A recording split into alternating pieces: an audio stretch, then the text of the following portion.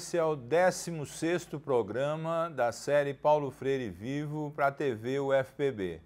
Como você sabe, desde o primeiro programa a gente vem focando a obra do Paulo Freire nos seus diversos livros e nos programas imediatamente anteriores estávamos falando sobre a pedagogia da pesquisa, essa proposta que o Paulo Freire coloca desde as suas primeiras obras, passando lá pela própria ideia da metodologia de alfabetização de adultos, de jovens e adultos, e faz toda a sua sequência que vem por uma pedagogia da pergunta, depois chega até a pedagogia da autonomia, que é uma das últimas obras em que o Paulo Freire estava entre nós, no sentido de discernir o que é que ele pensa da prática educativa, e isso é muito importante para a gente. Nós vamos continuar isso, agora focando a importância que ele dá para a construção desse tipo de abordagem pedagógica que leva em conta a pergunta, o problema, a pesquisa, o diálogo, a consciência crítica, a importância que nisso tem, o papel dos educadores e educadoras, a sua própria necessária reeducação constante, e também como é que ele vê isso na construção de um currículo mais democrático, mais dialógico, mais vivo, concernente com o trabalho em conjunto na escola ou fora da escola, envolvendo educadores, educandos, gestores, todos que participam dessa formulação.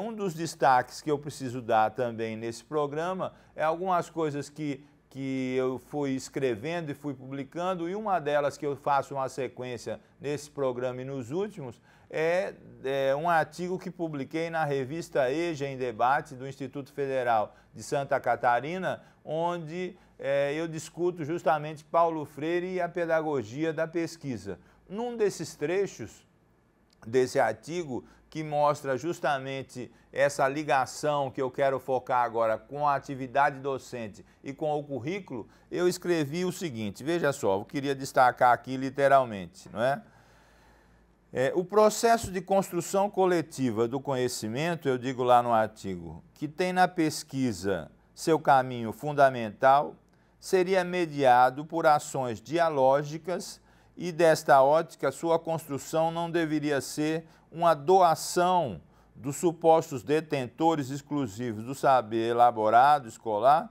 mas sim um instrumento da ação conjunta de todos os atores e autores que precisam exercer o direito de escolher, de optar, de refletir, de opinar e de ajudar a construir o próprio currículo. Em resumo, o processo de conhecimento inerente à pedagogia da pesquisa, assim como todo o edifício curricular, não pertence exclusivamente aos dirigentes escolares e aos professores, mas principalmente deve pertencer aos educandos, por esses devem ser chamados a construí-lo e a problematizá-lo e não simplesmente a aplicá-lo ou consumi-lo. Eu fiz questão de destacar, então, a coisa textual, para que a gente não perca o conjunto dessas ideias, que eu procuro desenvolver, e trago também como coisa que julgo importante, as palavras do Paulo Freire sobre isso, presentes em vários dos seus livros, como, por exemplo, eu tenho citado na Pedagogia da Autonomia. Num trecho da Pedagogia da Autonomia, ele diz assim, o Paulo Freire diz, a construção ou a produção do conhecimento do objeto implica o exercício da curiosidade, sua capacidade crítica de tomar distância do objeto, de observá-lo, de delimitá-lo, de cindi-lo, de cercar o objeto e fazer a sua aproximação metódica, sua capacidade de comparar, de perguntar. Você precisa notar que essa proposta do Paulo Freire, que na minha opinião é uma proposta muito prática, muito possível de ser empregada nas nossas práticas educativas, tem um conjunto, então, de propostas que se somam, que se entrelaçam, para que haja, então, vamos dizer, um ponto de partida e um ponto de chegada, um ponto de apoio para cada um e cada uma que queira praticar isso. Mas no final das contas, nessa discussão toda, inclusive envolvendo o currículo, pensando no currículo como todas as ações que estão presentes na prática educativa, não só numa grade curricular de disciplinas, de conteúdos, mas em todas as ações, há perguntas básicas, há perguntas fundamentais, não é? Existe um ponto de partida que é justamente de onde é que se quer chegar, para onde é que se quer visualizar, não é? E a gente pode notar isso através de um conjunto de questões,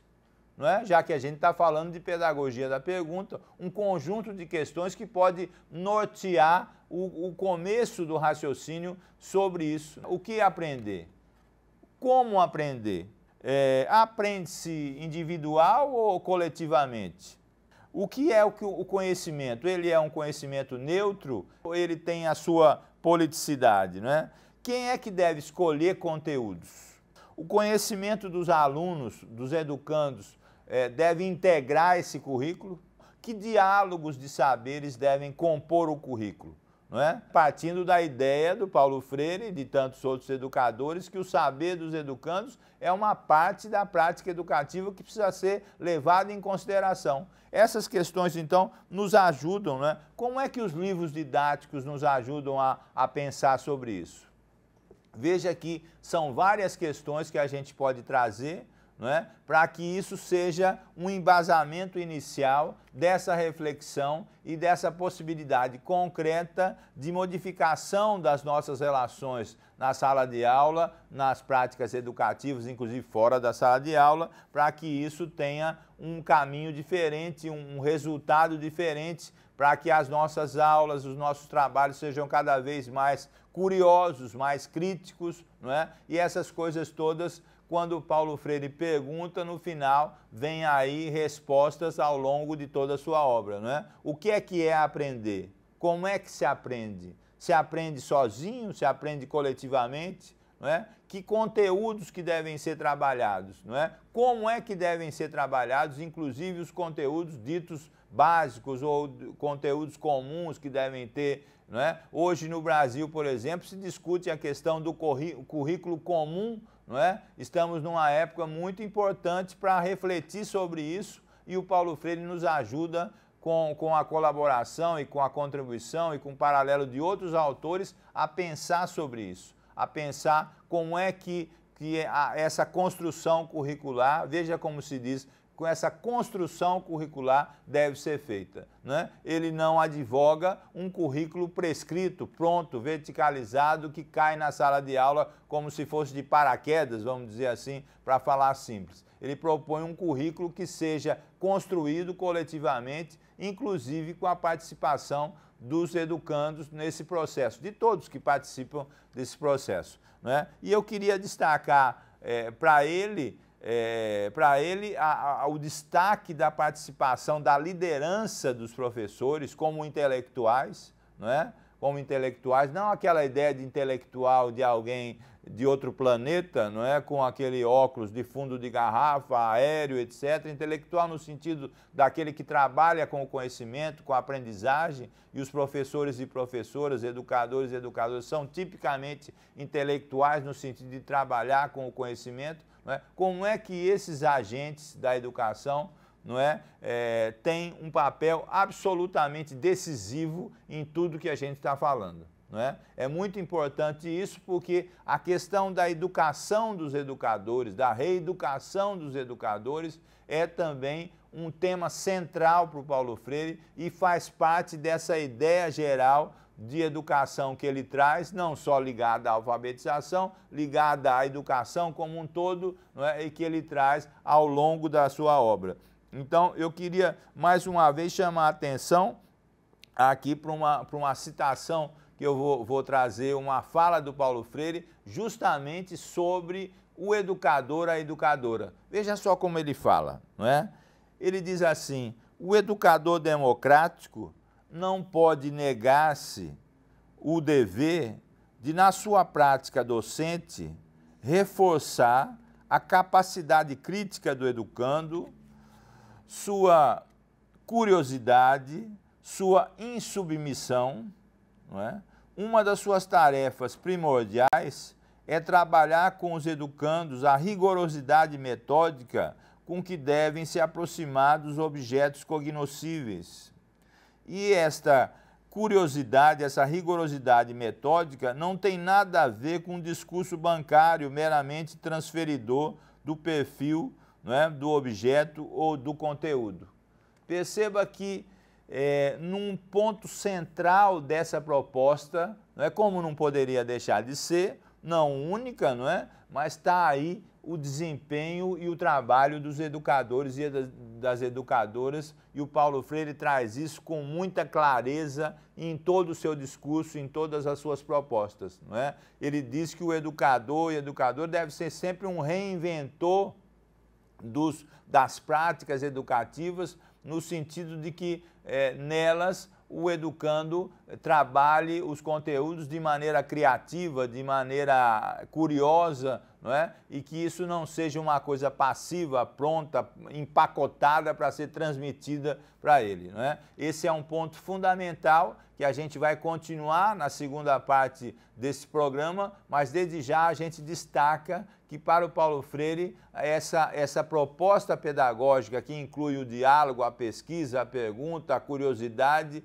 não é? A epistemologia que tem sempre um sentido, não é? do que aprender, como aprender, que metodologia usar. Para o Paulo Freire tem alguém que tem uma liderança em tudo isso, e essa liderança é justamente do professor, da professora, do educador e da educadora. Na segunda parte desse programa, a gente continua a focalizar justamente essa temática.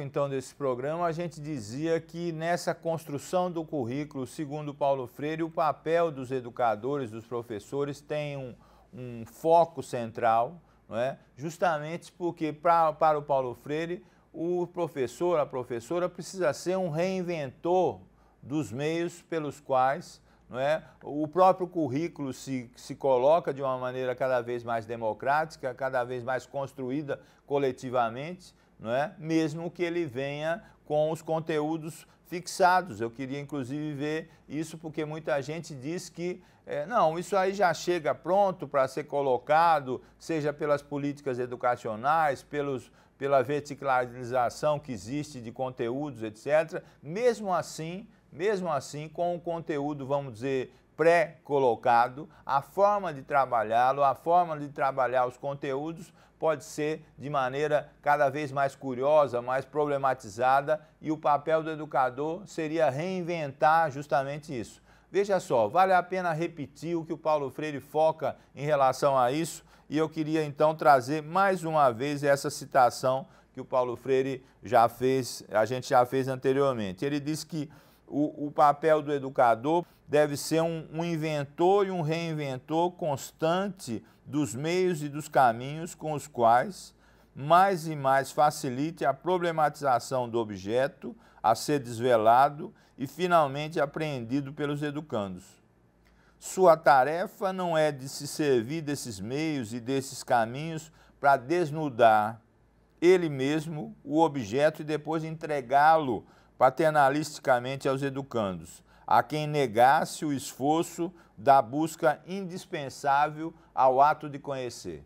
Veja como são claras essas palavras do Paulo Freire, não é? A importância que isso tem, não é? Existe então uma aposta do Paulo Freire de que essas possibilidades diferentes em relação à construção do currículo, em relação a uma pedagogia cada vez mais viva, mais curiosa, mais indagadora, mais problematizadora, tem aí no seu foco central tanto o papel que os educadores exercem, como a sua formação constante, a sua formação permanente, e nessa própria formação precisa, segundo ele, está muito clara essa proposição, não é, de como aprender, o que aprender, que metodologia usar, para que isso seja cada vez mais possível e mais inteligível por todos e mais apreendidos pela coletividade que faz parte da escola ou que está fora da escola em outras práticas diferentes. Mas veja só, esse caminho precisa então ter uma atitude em relação ao trabalho dos educadores e das educadoras, que seria uma atitude consciente, reflexiva, crítica. E para isso, o Paulo Freire coloca para a gente como se fosse uma sequência, como se fosse um decálogo, vamos dizer assim, como se fossem pontos principais a serem colocados, a serem considerados para que isso aconteça. Não é? Eu queria chamar, então, a atenção disso, não é? Buscando nas palavras do próprio Paulo Freire esses pontos principais. Veja só, pela profundidade na análise de problemas e não satisfeito com aparências, pelo entendimento que a realidade é sempre mutável, pela substituição das explicações mágicas por princípios autênticos de casualidade, por verificar sempre e testar descobertas, por tentar livrar-se sempre de preconceitos, por ser intensamente inquieta, não é? Veja só esses pontos, por aceitar a delegação da responsabilidade e da autoridade, por ser indagadora, tenta investigar, não é? Por amar o diálogo, não é? E nutrir-se dele, e por não repelir o velho por ser velho e nem aceitar o novo por ser novo. Não é? É um destaque que o Paulo Freire faz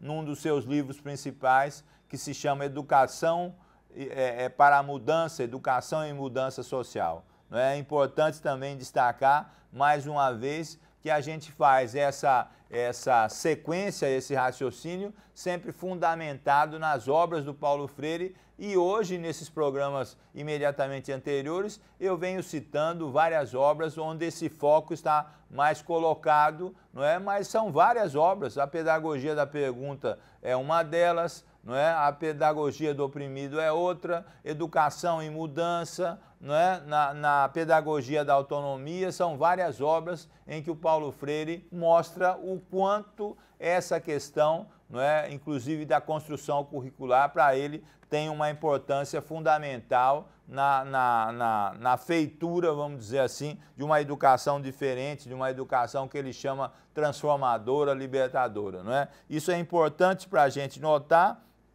E a gente precisa destacar outras coisas que são principais nessa sequência, não é? E um dos autores que tem colaborado com a própria ideia da reinvenção docente, não é? Dessa questão da formação docente, mas não só disso, mas da aplicação de uma formação diferente nas práticas pedagógicas, educativas, esse autor, como já tínhamos citado anteriormente, é o Antônio Novoa, que as suas propostas, as suas ideias, são muitas delas convergentes com as ideias do Paulo Freire. Então eu gostaria aqui de destacar sempre naquela visão que colocamos em todos os programas anteriores, de que a obra do Paulo Freire não é algo fechado, acabado, etc., mas que está sempre sequiosa de complementações, de autores que trazem novas ideias para serem acopladas com as suas, e um desses autores possíveis, não é o professor Antônio Novoa. Veja só o que ele fala sobre essa questão docente e como é que a pedagogia da pesquisa que o Paulo Freire propõe é convergente com essas ideias que ele expõe. Veja só, para ele, os professores e as professoras precisam encontrar processos que valorizem a sistematização dos saberes próprios, a capacidade para transformar a experiência em conhecimento e a formalização de um saber profissional de referência. As abordagens autobiográficas, não apenas no sentido pessoal, mas geracional, as práticas de escrita pessoal e coletiva, o desenvolvimento de competências dramáticas e relacionais ou o estímulo a uma atitude de investigação deveriam fazer parte de uma concepção abrangente de formação de professores. É verdade que não faltam programas em que essas dimensões estão contempladas, mas a questão essencial não é organizar mais alguns cursos e atribuir alguns créditos de formação. O que faz falta é integrar essas dimensões no cotidiano da profissão docente, fazendo com que elas sejam parte essencial da definição de cada um como professor e como professora. Veja só como esse autor coloca também a relevância da profissão docente, da reinvenção dessa profissão nesse momento, que passa muito para ele também pela investigação, não é? E como diz o Paulo Freire, pela pedagogia da pesquisa. Não é? Eu coloco junto essas ideias que fazem parte do artigo que já citei na revista EJA em Debate do Instituto Federal de Santa Catarina, que eu escrevi, chamei Paulo Freire e a Pedagogia da Pesquisa. Não é? Eu coloco também esse autor para dialogar um pouco com as ideias do Paulo Freire, porque são ideias complementares e são ideias que convergem para um estímulo cada vez maior, não é, da reinvenção da profissão docente, a meu ver, e ao ver desses autores todos, não é, cada vez mais necessárias nos nossos tempos, e esses são 2, 3, 4 autores, porque eu já citei outros anteriormente, que nos trazem isso como uma coisa muito forte. Um outro autor que pode nos ajudar é o sociólogo Alain Touraine, não é? No seu livro chamado Podemos Viver Juntos, Iguais e Diferentes, um dos capítulos que ele traz ele chama de Escola do Sujeito, não é? A Escola do Sujeito. E a gente sabe que esse autor, o Alain Touraine, é um sociólogo que busca muito a ênfase no ator social. E a gente pode pensar isso para o educador, para a educadora, para o professor, para a professora, a atuação desse profissional, que é cada vez mais importante, não é? Nesse capítulo ele chama, então, a atenção, não é, para a escola do sujeito, no sentido de uma escola que cada vez mais discuta direitos, que discuta cada vez mais possibilidades novas para a educação, e nisso precisa ter a participação de todos os envolvidos nesse processo, que para ele, como não poderia deixar de ser, precisa ser cada vez mais democrático, precisa ser um processo de horizontalização das opções, das escolhas de todos os participantes. Se a gente juntar todas as ideias que a gente trouxe para esse programa, a gente vai notar que a proposta da pedagogia da pesquisa, da aprendizagem, do conhecimento, da epistemologia que o Paulo Freire traz, não é, embasa uma proposta de construção curricular que, a meu ver, precisa ser cada vez mais considerada. Especialmente, volto a dizer, nessa hora que o país, que o Brasil, discute a questão do currículo comum, que outros países também discutem, que outros países já discutiram, não é? Que é muito importante. Não é? Como é que se constrói, então, esse currículo comum e o currículo que está adjacente, que até o que outros autores chamam de currículo oculto, que está presente na prática educativa, não é? Fundamentado numa pedagogia cada vez mais preocupada, não é? Com o diálogo, com a pesquisa, com a pergunta, com o problema, com a reeducação dos educadores para que isso seja possível, que seja viável, que seja cada vez mais vivo, não é? Que seja cada vez mais possível em busca de uma educação cada vez mais qualificada no Brasil e em todo o mundo. Isso eu acho que é muito importante e eu recomendo cada vez mais, isso é prática em todos os nossos programas, que as pessoas que se interessem vão buscar nesses livros, nesses textos, não é? Subsídios para raciocinar, para refletir melhor e para praticar isso, não é? Na sua docência, na sua sala de aula, na sua prática educativa como um todo. Aqui está uma proposta, como eu disse anteriormente, que precisa ser sempre dialogada, discutida, ela nunca vem pronta. O Paulo Freire não é um pedagogo de pacotes,